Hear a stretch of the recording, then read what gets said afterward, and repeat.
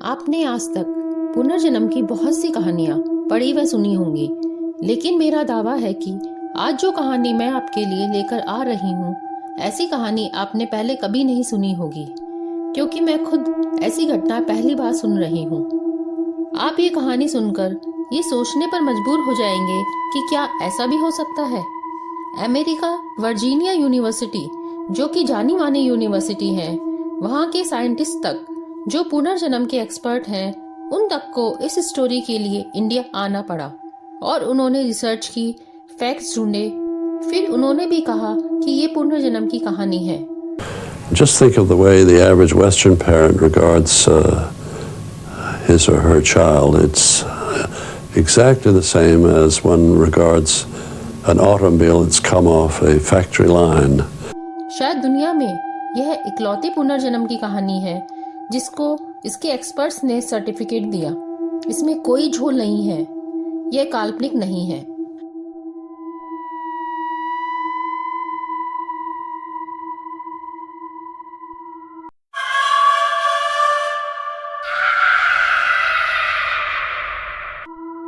नमस्कार दोस्तों, हमारे चैनल अद्भुत रहस्य में आपका स्वागत है।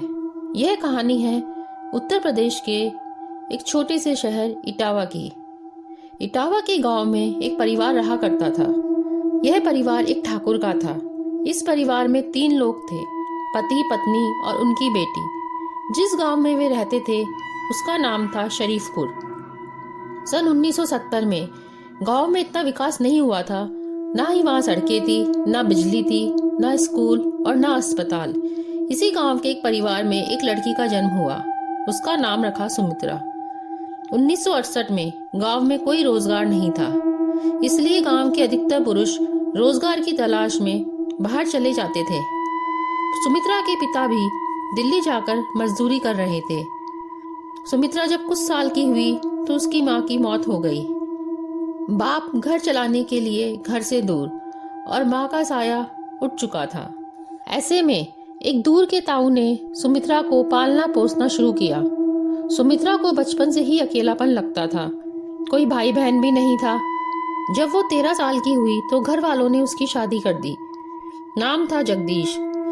पति भी कामकाज के सिलसिले में बाहर ही रहता था, अतः एक बार फिर से सुमित्रा अकेली पड़ गई। घर में सास ससुर थे, लेकिन सुमित्रा उनसे घुली मिली नहीं थी।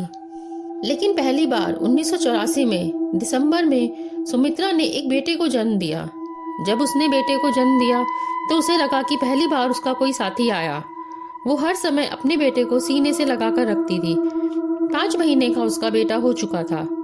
वह रोज कुएं से पानी भर के लाती थी। एक दिन ऐसे ही रोज की तरह वो कुएं से पानी भरने जा रही थी। एक हाथ में पानी का मटका था और दूसरे हाथ में उसकी गोद में उसका बेटा। ये अप्रैल 1985 की बात है। जब वो पानी लेकर वापस घर की तरफ बढ़ रही थी तो अचानक लोगों ने उसकी चीख सुनी। तो लोगों ने देखा कि सुमित्रा बुद्ध बनकर खड़ी है। बच्चे को उसने सीने से लटका रखा है। पानी का बर्तन नीचे गिरा हुआ है और उसका दूसरा हाथ आसमान की ओर है। अंगुलियां पीछे की ओर मुड़ी हुई हैं। आंखों के दीदे चारों तरफ घूम रहे हैं और वह तेज तेज आवाज में दांतों को किटकिटा रही है और जोर जोर से सांसें ले रही है। औरतों ने उसको आवाज दी, लेकिन वो नहीं सुन रही थी। तो औरतें भी घबरा गई और कुछ दूर चली गईं। उसने अपने बच्चे को इतनी तेजी से पकड़ रखा था कि बच्चा भी अब रोने लगा। लगभग 5 मिनट बाद उसे होश आया। उसने देखा कि बच्चा रो रहा है और पानी फैला हुआ था। उसने लोगों से पूछा कि क्या हुआ, लेकिन सब इतने डर गए थे कि उसे किसी ने कुछ नहीं बताया। फिर वो घर आ गई। 2-3 दिन आराम से गुजरे। एक दिन वो खाना बना रही थी। सास ससुर बाहर बैठे हुए थे। जब वो घबराकर अंदर गई, सास को अंदर से आवाज आई कि कोई जोर जोर से सांसें ले रहा है और दांत किटकिटा रहा है। जब वो घबराकर अंदर गई तो उसने देखा कि सुमित्रा पहले जैसी हालत में थी। दोनों हाथ ऊपर थे, दांतों को किटकिटा रही थी और तेज तेज सांसें ले रही थी। शोर सुनकर पड़ोसी भी आ गए, लेकिन सुमित्रा को कोई होश नहीं था। 10-15 मिनट बाद नॉर्मल हो गई। 5 दिन में ये दूसरी बार था। घर वालों ने पति को इन्फॉर्म किया, लेकिन कुछ दिनों तक सब सामान्य रहा। लेकिन एक दिन फिर उसको वही दौरा पड़ा। पति ने भी उसका यह रूप देखा। अब तुरंत वैद्य जी को बुलाया गया। वैद्य जी ने उसकी जांचें की, लेकिन फिर उसे जांच करने के बाद नॉर्मल बताया। यह सिलसिला 5 माह तक चलता रहा। अब सुमित्रा ने दिल पर पत्थर रखकर अपने बच्चे से भी दूरी बना ली। उसे डर था कि वो कुछ अपने बच्चे को कर ना दे। 16 जुलाई 1985 को अपने घर पर सुमित्रा घर के काम कर रही थी। दोपहर का वक्त था, लेकिन सुमित्रा फिर अपने उसी रूप में आ गई। उस दिन पहली बार एक अजीब सी चीज हुई। उसने एक लाइन बोली कि ठीक 3 दिन के बाद मैं मर जाऊंगी, और ऐसा कहते ही वो अपने नॉर्मल रूप में आ गई। जब घर वालों ने उसकी बात सुनी तो वो सहम गए। पति ने सुमित्रा से पूछा कि तुम्हें कुछ याद है कि तुमने क्या बोला था? सुमित्रा ने कहा नहीं। तो पति ने उसे बताया कि तुम 3 दिन बाद मर जाओगी, ऐसा तुमने कहा। 19 जुलाई 1985 ये वही दिन था जिस दिन सुमित्रा ने अपने मरने की भविष्यवाणी की थी। सुमित्रा भी बहुत डरी हुई थी। उसने यह निश्चय किया कि आज वो ऐसा कोई काम नहीं करेगी जिससे कि वो मर जाए। ना उस दिन वो कुएं के पास गई, ना उसने खाना बनाया, और ना ही वो छत पे गई। वो पूरे दिन अपने कमरे में ही रही। लेकिन शाम को उसे कुछ घुटन होने लगी। फिर वो दरवाजे पर ही खड़ी हो गई। अचानक उसकी एक सहेली उसके पास आई और वो अपनी सहेली से बात करते करते बाहर दरवाजे पर आ गई। अचानक उसके दोनों हाथ ऊपर की तरफ हो गए और वो बिल्कुल जड़ हो गई। उसकी सहेली ने उसे हिलाया, लेकिन उसे कोई होश नहीं था। अब उसकी सहेली जोर जोर से रोने लगी। सारे लोग आ गए। वैद्य जी को बुलाया गया। वैद्य जी ने बताया कि वो मर चुकी है।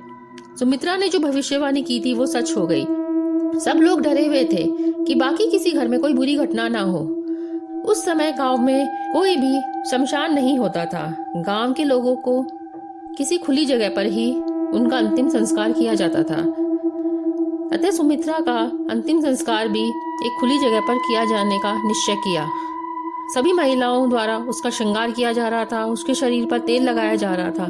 लेकिन 45 मिनट बाद एक औरत की चीख सुनाई दी और वो भागती हुई घर से बाहर निकली। लोगों ने उससे पूछा कि क्या हुआ, तो उसने कहा सुमित्रा ने अपनी आंखें खोली थी। लोगों ने कहा तेरा वहम होगा। इतने में दूसरी औरत आई। उसने बताया कि सुमित्रा की धड़कनें भी चल रही हैं। जल्दी से वैद्य को बुलाया गया। उन्होंने कहा कि मातम मत मनाओ, सुमित्रा जिंदा है, बस थोड़ी देर इसे ऐसे ही रहने दो। वैद्य जी की खबर सुनकर उसका पति खुशी से रोने लगा।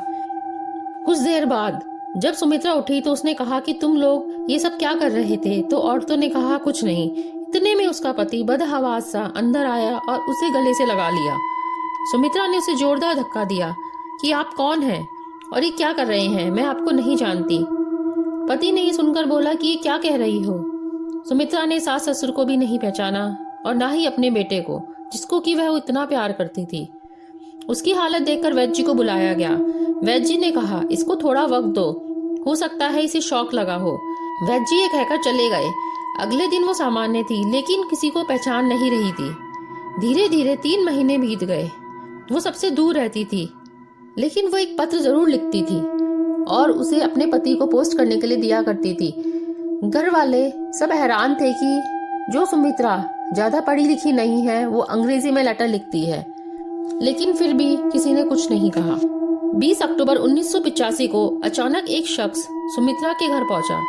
पहले वो गांव में पूछता है कि यहाँ कोई ऐसी महिला है जो अजीब तरह का बर्ताव करती है, तो गांव वालों ने कहा है, क्योंकि सभी गांव वालों को सुमित्रा की हालत के बारे में पता था। तो वो शख्स फिर सुमित्रा के घर चला गया। उसका पति घर से बाहर आया और बोला कि आप कौन हैं? उसने कहा मेरा नाम रामसिया त्रिपाठी है, मैं इटावा से आया हूँ। मेरे गांव का नाम डिवियापुर है, जो कि यहाँ से 80 किलोमीटर दूर है। मैं एक लेक्चरर हूँ। मुझे 3 महीने से कुछ लेटर मिल रहे हैं। पहले तो मैंने ये सोचा कि ये किसी की शरारत है, लेकिन जब इन पत्रों का सिलसिला बंद नहीं हुआ तो मुझे लगा कि इस महिला से मिलना चाहिए। उस शख्स की आवाज सुनकर सुमित्रा बाहर आती है और उसे गले से लगा लेती है। तो वो शख्स कहता है कि तुम कौन हो? सुमित्रा कहती है कि पापा आपने मुझे पहचाना नहीं, मैं आपकी बेटी हूँ।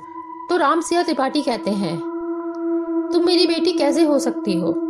मेरी बेटी तो मर चुकी है। तो सुमित्रा कहती है मैं शिवा त्रिपाठी हूँ, सुमित्रा नहीं हूँ, आपकी बेटी हूँ। सुमित्रा के घर वालों को कुछ समझ नहीं आ रहा था। त्रिपाठी अपने साथ एक ब्रीफकेस लेकर आए थे।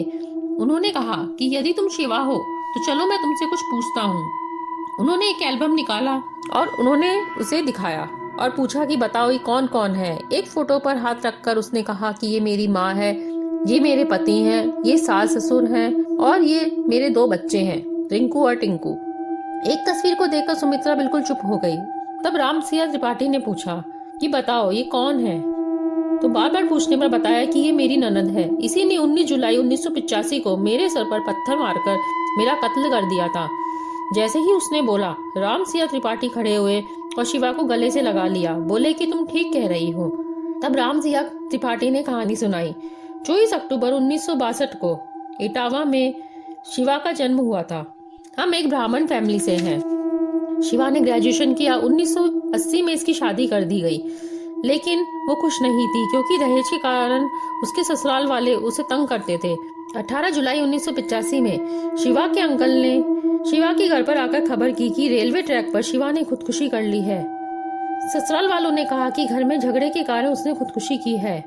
उस समय शिवा के पिता बाहर गए हुए थे और शिवा के ससुराल वालों ने जल्दी से उसका अंतिम संस्कार कर दिया।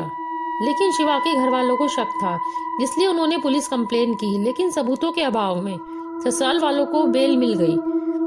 अजीब सी कहानी। शिवा त्रिपाठी जो कि 18 जुलाई 1985 को मरी और दूसरी ओर सुमित्रा जिसकी मौत 24 घंटे बाद हुई, जिसने अपने मौत की भविष्यवाणी 3 दिन पहले ही कर दी थी। सुमित्रा जो कि पढ़ी लिखी नहीं थी, वो इंग्लिश में लेटर भेजती थी।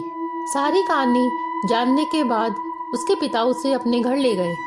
वहां पर वो अपने बेटों से मिली, लेकिन ससुराल वालों से नहीं मिली। वो वहां नहीं गई। फिर उसने सोचा कि चाहे मेरा पुनर्जन्म हुआ है, लेकिन सुमित्रा का पति बहुत अच्छा इंसान है, वो उसे मानता भी है, तो वह वापस जगदीश के पास चली गई। तब से वो वहीं रहने लगी।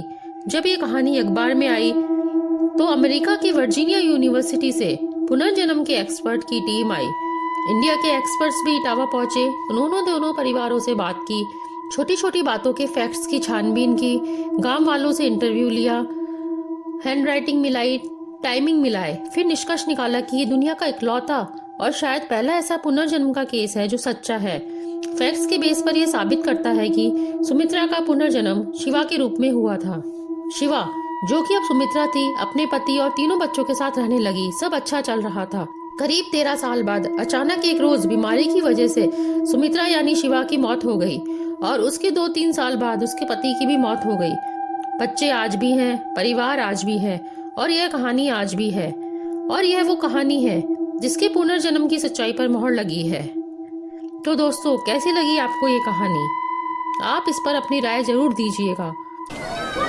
अच्छा, ये पूछना है तुमसे सुमित्रा मैंने कि नहीं, सुमित्रा मत बोलो मुझसे। हाँ, अभी शिवा ही हो तुम? हाँ, अच्छा। क्यों? क्या होकर के इस दुनिया में जो पैदा हो जाता है, हाँ। वो क्या बार बार बदल जाता है बहन जी? अच्छा, नहीं, पहले बदल चुकी हो ना तुम, इसलिए नहीं, पूछ तो रही मैं एक बार जब बदल चुकी हूँ, जब मैं एक बार शिवा हो चुकी हूँ, तो क्या बार बार सुमित्रा अच्छा, बन तो सकती तुम हूँ? अभी शिवा ही हो? हाँ, और अच्छा। क्या सुमित्रा बन जाऊंगी? तो सुमित्रा के बारे में तुम कोई बात याद है? नहीं है, नहीं है, वो मैंने पहले ही कहा, वो अब कह रही हूँ। शिवा के बारे में तो तुम्हें क्या क्या याद है?